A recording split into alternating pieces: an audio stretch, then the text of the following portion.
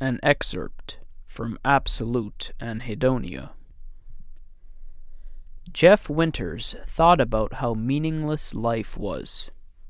As he was waking up one morning, his eyes focused on the white ceiling above. It occurred to him that the meaning of life was no different than the ceiling.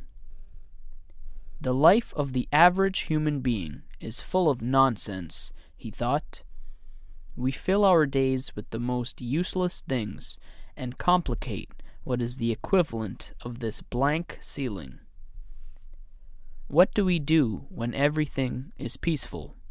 We make stuff up where there was just nothing, so we have stuff to do all over again.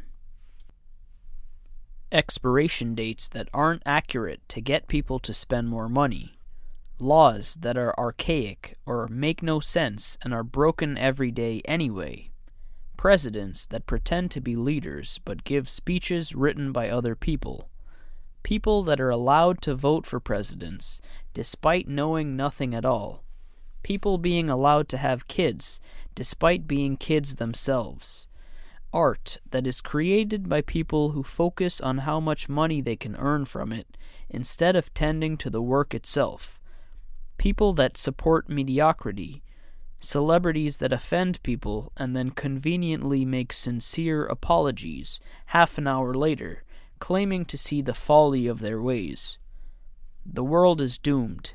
It makes my head hurt, and it's only the beginning of the day. Despite this view, Jeff got out of bed.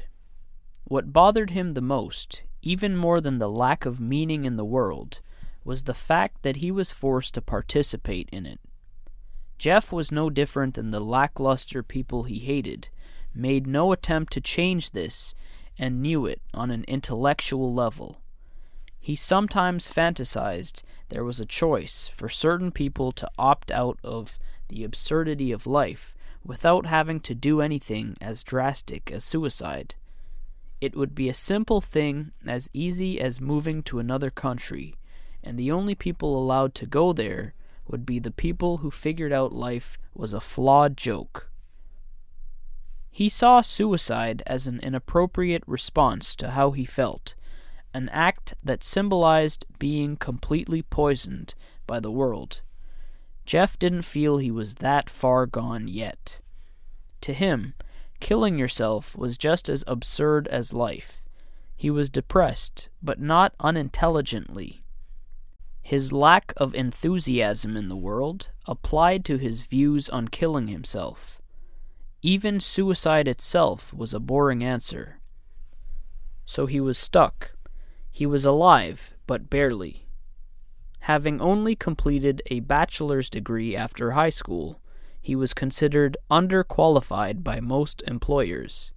He spent his days Googling, "What can I do with a Bachelor of Arts degree?" and his nights working at any jobs he could get his hands on that nobody else wanted. The most current of these entry-level time-wasters being a customer service rep at a call center for minimum wage, perfectly mirroring his constant feeling of absolute anhedonia.